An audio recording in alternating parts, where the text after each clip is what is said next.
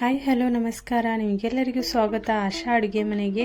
ನಿಮಗೂ ಕೂಡ ಮೆಂತ್ಯ ಸೊಪ್ಪು ತಿನ್ನೋದು ಬೇಡ ಆಗಿದೆ ಅಥವಾ ಮಕ್ಕಳು ಮೆಂತ್ಯ ಸೊಪ್ಪನ್ನು ತಿಂತಾ ಇಲ್ಲ ಅಂದರೆ ಈ ರೀತಿಯಾಗಿ ನೀವು ಮೆಂತ್ಯ ಪರೋಟಾನ ಮಾಡಿಕೊಡ್ಬೋದು. ತುಂಬಾ ಸಾಫ್ಟಾಗಿ ರೆಡಿ ಆಗುತ್ತೆ. ಇದನ್ನು ನೀವು 8 ದಿನ ಬೇಕಾದರೂ ಇಟ್ಟು ತಿನ್ಬೋದು. ಅಷ್ಟು ಸಾಫ್ಟಾಗಿ ಅಷ್ಟು ಟೇಸ್ಟಿಯಾಗಿ ರೆಡಿ ಆಗುತ್ತೆ. ಹಾಗಾದರೆ ಇದನ್ನು ಯಾವ ರೀತಿ ಮಾಡಬೇಕು ಅನ್ನೋದನ್ನು ನೋಡೋಣ ಬನ್ನಿ. ನಾನು ನೋಡಿ 2 ಕಪ್ ಆಗುವಷ್ಟು ನಾನು ಇಲ್ಲಿ ಮೆಂತ್ಯ ಸೊಪ್ಪನ್ನ ತೆಗೆದುಕೊಂಡಿದ್ದೇನೆ. ಇಲ್ಲಿ ನೋಡ್ಬೋದು, ನಾನು 2 ಕಪ್ ಮಾತ್ರ ಇಲ್ಲಿ ತೆಗೆದುಕೊಳ್ಬೋದು.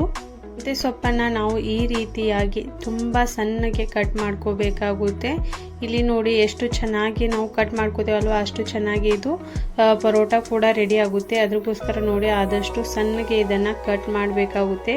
ಈ ರೀತಿಯಾಗಿ ನಾನು ಎಲ್ಲ ಮೆಂತ್ಯ ಸೊಪ್ಪನ್ನು ಸಣ್ಣಗೆ ಕಟ್ ಮಾಡಿ ರೆಡಿ ಮಾಡಿ ಇಟ್ಟಿದ್ದೇನೆ. ಅದರ ನಂತರ ನೋಡಿ ಇದಕ್ಕೆ ಒಂದು ಮಸಾಲೆನ ರೆಡಿ ಮಾಡ್ಕೊಳ್ಳೋಣ. ಈ ಮಸಾಲೆಗೆ ನೋಡಿ ನಾನು 1 ಇಂಚ್ ಆಗುವಷ್ಟು ಹಸಿ ಶುಂಠಿನ ಹಾಕ್ತಾ ಇದ್ದೇನೆ. ಒಂದು 7 ರಿಂದ 8 ಹಸಿಮೆಣಸಿನಕಾಯಿನ ಹಾಕ್ತಾ ಇದ್ದೇನೆ.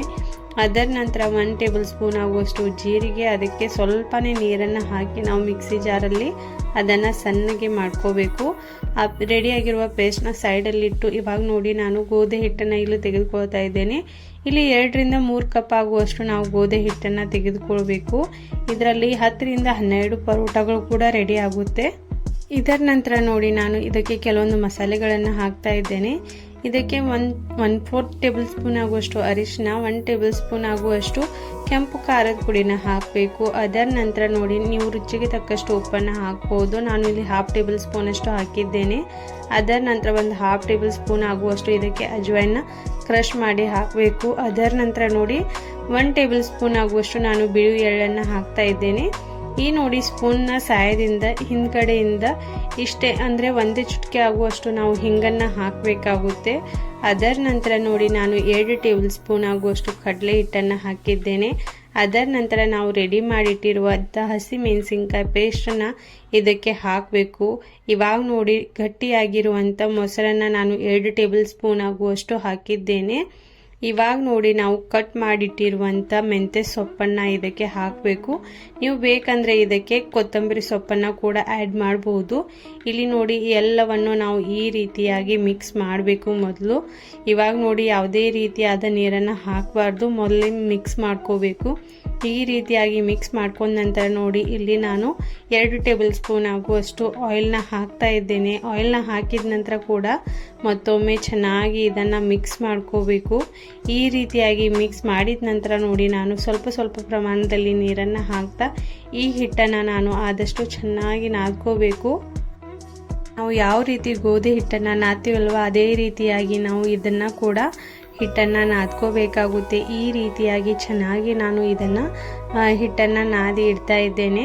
ಸೇಮ್ ನಾವು ಚಪಾತಿ ಹಿಟ್ಟನ್ನು ಯಾವ ರೀತಿ ನಾದ್ತೀವಲ್ವ ಅದೇ ರೀತಿಯಾಗಿ ಇದನ್ನು ಕೂಡ ನಾದಬೇಕು.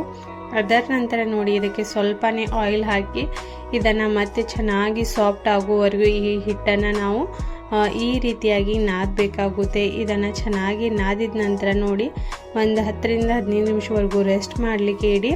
ಅದರ ನಂತರ ನಾವು ಮೀಡಿಯಮ್ ಸೈಜ್ನ ಚಿಕ್ಕ ಉಳ್ಳೆಗಳನ್ನು ಇಲ್ಲಿ ಮಾಡ್ಕೋಬೇಕಾಗುತ್ತೆ. ಇಲ್ಲಿ ನಾನು ಮೀಡಿಯಮ್ ಸೈಜಲ್ಲಿ ಉಳ್ಳೆಗಳನ್ನು ಮಾಡಿದ್ದೇನೆ. ಈ ರೀತಿಯಾಗಿ ಮಾಡಿದ ನಂತರ ನೋಡಿ ಯಾವ ರೀತಿ ನಾವು ಚಪಾತಿನ ಲಟ್ಟಿಸ್ತೀವಲ್ವ ಅದೇ ರೀತಿಯಾಗಿ ಇದನ್ನು ಕೂಡ ಲಟ್ಟಿಸಬೇಕಾಗುತ್ತೆ. ಇದನ್ನು ಲಟ್ಟಿಸುವಾಗ ಯಾವುದೇ ರೀತಿಯಾದ ಫೋಲ್ಡಿಂಗ್ ಮಾಡಬಾರ್ದು. ನಾವು ಇದೇ ರೀತಿಯಾಗಿ ಪ್ಲೇನ್ ಆಗಿ ಎಲ್ಲ ಪರೋಟಗಳನ್ನು ಲಟ್ಟಿಸಬೇಕಾಗುತ್ತೆ. ಈ ರೀತಿಯಾಗಿ ಲಟ್ಟಿಸಿದ ನಂತರ ನೋಡಿ ನಾವು ಗ್ಯಾಸ್ನ ಮೀಡಿಯಮ್ ಫ್ಲೇಮಲ್ಲಿಟ್ಟು ತವೇನ ಚೆನ್ನಾಗಿ ಬಿಸಿ ಆದ ನಂತರ ನಾವು ಪರೋಟಾನ ಹಾಕಿ 2 ಕಡೆಯಿಂದ ಚೆನ್ನಾಗಿ ನಾವು ಇಲ್ಲಿ ಬೇಯಿಸಬೇಕಾಗುತ್ತೆ. ಇದಕ್ಕೆ ಸ್ವಲ್ಪನೇ ಆಯಿಲ್ನ ಅಪ್ಲೈ ಮಾಡಿ 2 ಕಡೆಯಿಂದ ನಾನು ಈ ರೀತಿಯಾಗಿ ಚೆನ್ನಾಗಿ ಪರೋಟಾನ ಬೇಯಿಸ್ತಾ ಇದ್ದೇನೆ. ತುಂಬಾ ಟೇಸ್ಟಿಯಾಗಿ ರೆಡಿ ಆಗುತ್ತೆ. ಇದನ್ನು ಒಂದು ಸರ್ತಿ ಟ್ರೈ ಮಾಡಿ. ನೀವು ಇದನ್ನು ರೆಡಿ ಆದ ನಂತರ ನೋಡಿ ಇದನ್ನು ಮೊಸರು ಜೊತೆ ಟ್ರೈ ಮಾಡಿ, ತುಂಬಾ ಟೇಸ್ಟಿಯಾಗಿ ಹತ್ತುತ್ತೆ. ಒಂದು ಸರ್ತಿ ಟ್ರೈ ಮಾಡಿ. ಇದನ್ನು ನೀವು ಎಲ್ಲಾದರೂ ಟ್ರಾವೆಲ್ ಮಾಡ್ತಾ ಇದ್ರೆ ಈ ರೀತಿಯಾಗಿ ಪರೋಟ ಮಾಡ್ಕೊಂಡು ಹೋಗೋದ್ರಿಂದ ಇದು ತುಂಬಾ ಸಾಫ್ಟಾಗಿ ಇರುತ್ತೆ. ಇದಕ್ಕೆ ಏನು ಕೂಡ ಆಗೋದಿಲ್ಲ. ಇದು ಟ್ರಾವೆಲ್ಗೆ ಪರ್ಫೆಕ್ಟ್ ಆದ ರೆಸಿಪಿ ಆಗಿದೆ. ಇದನ್ನು ಒಂದು ಸರ್ತಿ ಟ್ರೈ ಮಾಡಿ. ಇದರ ಜೊತೆ ಮೊಸರು ಕೂಡ ಪರ್ಫೆಕ್ಟ್ ಕಾಂಬಿನೇಷನ್ ಇದೆ. ಮೊಸರು ಜೊತೆ ಇದನ್ನು ಟ್ರೈ ಮಾಡಿ. ತುಂಬಾ ಟೇಸ್ಟಿಯಾಗಿ ಹಚ್ಚುತ್ತೆ. ಇದನ್ನು ನೋಡಿ ಈ ರೀತಿಯಾಗಿ ನಾನು ಎಲ್ಲ ಪರೋಟಗಳನ್ನು ರೆಡಿ ಮಾಡಿದ್ದೇನೆ. ಇಲ್ಲಿ ನೋಡ್ಬೋದು ಈ ಪರೋಟ ಎಷ್ಟು ಸಾಫ್ಟ್ ಆಗಿದೆ ಅಂದರೆ ಫೋಲ್ಡ್ ಮಾಡಿದ ನಂತರ ನೋಡಿ ಈ ರೀತಿಯಾಗಿ ಕಟ್ ಆಗ್ತಾ ಇದೆ ಅಂದರೆ ಇದು ಪರ್ಫೆಕ್ಟಾಗಿ ರೆಡಿಯಾಗಿದೆ ಅಂತ ಅರ್ಥ.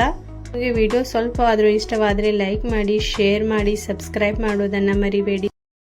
ಸಬ್ಸ್ಕ್ರೈಬ್ ಮಾಡೋದ್ರಿಂದ ನಾನು ಇನ್ನೂ ವಿಡಿಯೋಸ್ಗಳನ್ನು ಮಾಡಲಿಕ್ಕೆ ಮೋಟಿವೇಟ್ ಆಗ್ತಾ ಇರ್ತೇನೆ. Thank you.